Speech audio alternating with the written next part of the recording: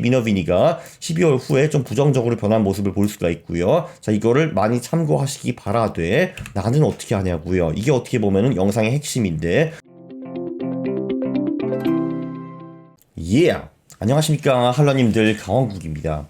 오늘은 투자의 신 마크 미너비니가 부정적으로 변해서 그 사실을 알려드리기 위해서 영상을 찍습니다. 미너비니가 왜 현존 최고 트레이더인지에 대해서는 제가 여러 번 설명을 드렸는데요. 이분은 일단 2021년 그리고 97년에 US 인베스팅 챔피언십에서 우승을 합니다. 그리고 그 전에도 그의 학생들이 이 대회를 휩쓸죠. 이 사람이 90년대 5년간 복리 220%, 그러니까 합쳐서 300배를 벌어가지고 시장 마법사 책에 소개가 되고요. 그리고 우리한테 중요한 거는 이 사람이 시장 타이밍을 굉장히 잘 맞춘다는 겁니다. 이 사람이 2000년 5월에 미국 시장 붕괴를 예측한 경우도 있고 현재에는 작년 11월 21일부터 매도 시그널을 계속 유지를 하고 있습니다. 1년 넘게 매수하지 말아라 이런 말을 하고 있고요. 네, 최근 시그널은 이때였죠. 2021년 11월 22일 날, 자, 이제 미국 주식 파세요 라고 했는데 그 후에 한 달 전부터 실제로 시장이 꼬꾸라지기 시작했습니다. 네, 12월 초에는 뭐라고 했냐면은 이 사람이 긍정 포인트도 있었고 부정 포인트도 있었어요. 그래서 요약을 하면은 하락장 끝 무렵이지만 아직 상승장 시작은 아직 아니다라고 말을 했어요. 일단 중간 선거 후에 이제 미국 주식시장이 많이 오르는 거 그런 거 있고 분기에 한 번 15% 하락하면 보통 끝 무렵이다 이런 말도 했고 인플레이션 후에 강한 하락이 오면은 하락장 끝 무렵이다라는 말도 했고 비관적인 투자자들도 꽤 많다. 이것도 긍정적인 사인이고 그리고 금리 인상기가 끝나기도 전에 보통 주식은 오른다 이런 말까지 했습니다. 그리고 부정 포인트를 보면은 아직은 베어마켓 랠리 모양이다. 차트를 보면은 계속 낮아지고 있다 이런 말을 했고 개별주의 움직임들이 약하다라는 말도 했습니다. 그리고 변동성이 아주 너무 높다라는 말도 했고 연준은 강세장을 싫어한다. 왜냐하면은 강세장 때문에 자산 가격이 오르면 인플레이션도 오를 가능성이 높기 때문에 연준은 강세장을 싫어한다. 그래서 돈 벌기 어려운 장이다 이런 말을 했거든요. 자, 그런데 12월에 들어와가지고 이 사람의 그 하는 말이 더 부정적으로 변했습니다. 12월 중반 말 논조는 이제 어떻게 나왔냐? 첫 번째, 연준이 금리를 가파르게 오르면 어떻게 되는가? 그러면은 올리는 시점부터 2년 정도 주식이 별로다라는 말을 했습니다. 이제 이거를 보면은 좀 복잡하게 보이잖아요. 자, 여기 그 초록색이랑 검은색이랑 파란색이 있는데, 네, 그리고 여기 보면은 주황색도 있습니다. 이 주황색이 중요한데, 주황색이 뭐냐 하면은 미국 연준이 금리를 빨리 올렸을 때 그때 주식시장이 어떻게 변했는가 이런 거를 보여주는 거고요. 자, 그러니까 요때가 여기 전이 이제 금리 인상 전이고요. 그리고 이때부터는 금리를 올리는 겁니다. 근데 금리를 올리기 시작해가지고 금리를 빨리 올렸다라고 하면요, 보시다시피 한 2년 후에 지나도 주식시장이 회복을 잘 못하는 거를 볼 수가 있습니다. 자, 그러면은 여기서 초록색은 무엇인가? 초록색은요, 금리 인하 후에 그 연준이 금리를 올리지 않고 계속 가는 거. 그러니까 그냥 금리를 홀드해서 가는 거고요. 그리고 이제 검은색은 뭐냐 하면은 그 연준이 금리를 느리게 올렸을 때입니다. 네, 그리고 파란색 같은 경우는 금리 인상 전부 다 통계를 낸 거이고요. 그래서 이제 보시다시피 연준이 금리를 살짝 올리면은 주식시장에 큰 영향을 주지 못하고, 그런데 그 연준이 금리 인상을 세게 하면은 그러면은 주식시장이 별로 좋지 않다라는 거를 볼 수 있습니다. 자, 그래서 이 파란색이 뭐냐면은 이게 바로 지금 2022년에 주식시장이 어떻게 움직이나 그걸 보는 거죠. 자, 요번 같은 경우에는 2021년에 장이 많이 오르다가 그 연준이 금리를 올리기 전에 몇 개월 전부터 꼬꾸라지기 시작했고요. 그리고 실제로 금리 인상을 한 후에 급격하게 하락하는 모습을 볼 수가 있습니다. 그러니까 금리 인상이 빨리 이루어졌을 때보다도 더 빠른 그리고 더 강력한 하락이 있었다라는 거를 볼 수가 있었고요. 네, 그리고 이제 이게 보시면은 금리 인상이 빠르게 진행됐을 때 몇 개를 보여주면은 이게 94년, 95년, 이게 2004년, 2006년, 16년부터 28년, 이게 1999년부터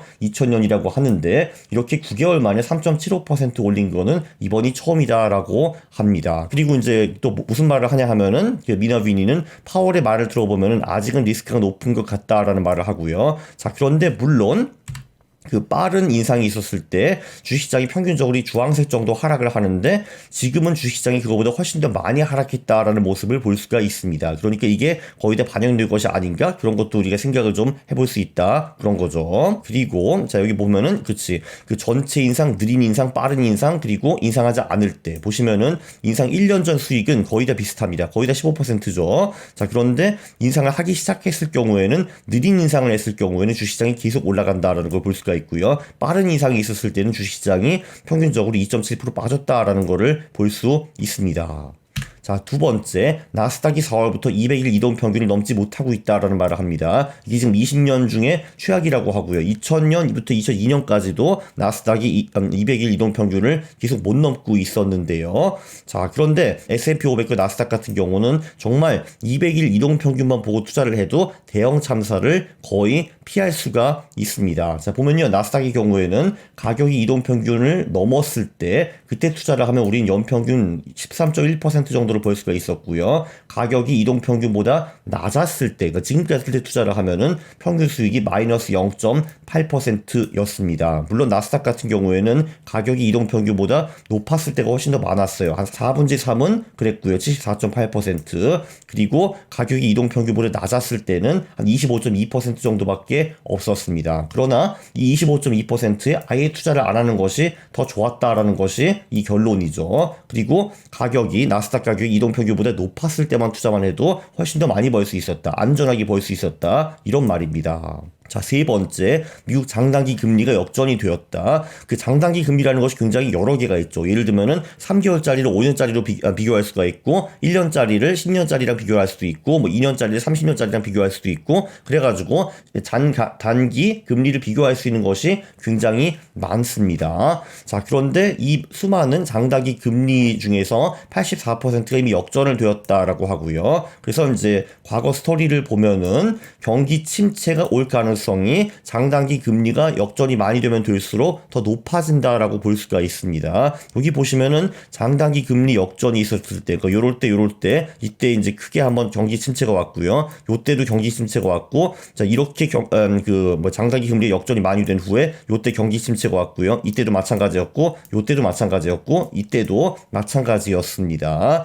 자, 그런데 이제 미너빈은 이 말을 하죠. 문제는 이게 얼마나 주식시장이 이미 반영이 되었는가? 그게 궁금하다라고 하고요. 보통 때는 주식시장이 경기 침체가 시작한 이후에 비로소 바닥을 찍는다 이런 말을 했습니다. 그래서 이런 그래프도 갖고 왔어요. 이게 보통 미국 주식시장이 경기 침체 전의 흐름이고요. 보면은 경기 침체가 시작하기 한 7개월 전부터 주식시장은 떨어지는 거를 볼 수가 있습니다. 좀 떨어졌다가 좀 오르는 척 했다가 다시 쭉 떨어졌다가 그리고 실제로 경기 침체 도입 후에 다시 이렇게 2, 3개월 정도 떨어졌다가 그 후에 크게 반등하는 모습을 볼 수가 있죠. 자, 그런데 이게 보면은 보통 경기 침체 7개월 전부터 하락을 해가지고 평균 5% 정도 빠지는 것이 보통인데 올해 같은 경우는 벌써 최고점 대비 25% 빠졌습니다. 그래서 이만큼 이상 이미 빠져 있는 상태이기 때문에 그래서 미너비니가 이게 얼마나 주식시장이 벌써 반영이 되었는지 잘 모르겠다라는 말을 했습니다.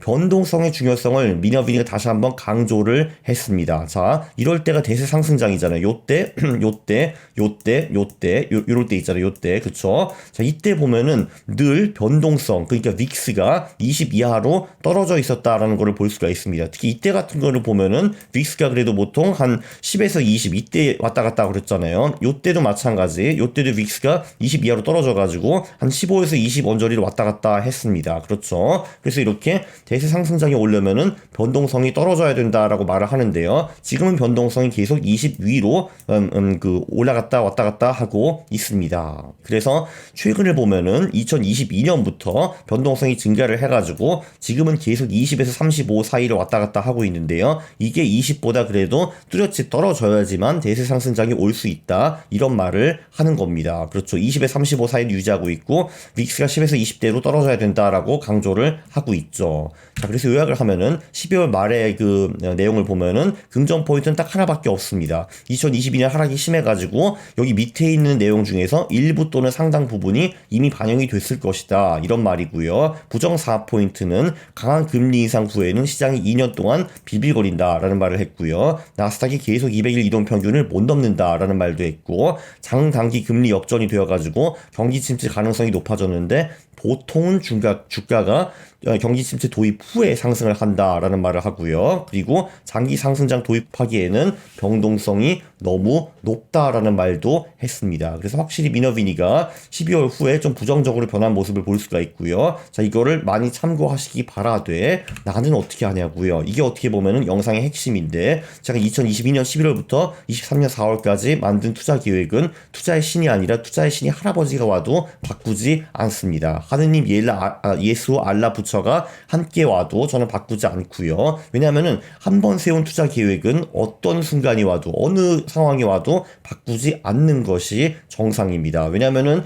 그렇게 그 계획을 세워놓고 누가 한마디 했다고 또 바꾸고, 누가 한마디 했다고 또 바꾸고 하면은 전부 다 뒤죽박죽이 되는 거거든요. 그게 투자에서 제일 위험합니다. 손실을 보는 게 위험한 게 아니라 내 계획을 지키지 못하는 것이 가장 위험합니다. 물론 이렇게 하기 전에 모든 상황에 대해서 시나리오를 이미 다 만들어 놓아야 합니다. 그러니까 상승장, 하락장, 횡보장에 이미 다 대비책이 있어야 된다라는 거죠. 이렇게 계획을 먼저 세우고 어떤 일이 발생해도 계획을 바꾸지 않는 거, 이렇게 하는 것이 원숭이가 된 후에도 인간의 투자를 가능하게 하는 유일한 수단이니까 꼭 명심하시기 바랍니다. 자, 이 영상도 제가 보기에는 대단히 유익했는데 동의를 하시면은 구독 그리고 좋아요 부탁드립니다. 그리고 싫어요를 누르시면 제가 매우 싫어합니다. 감사합니다.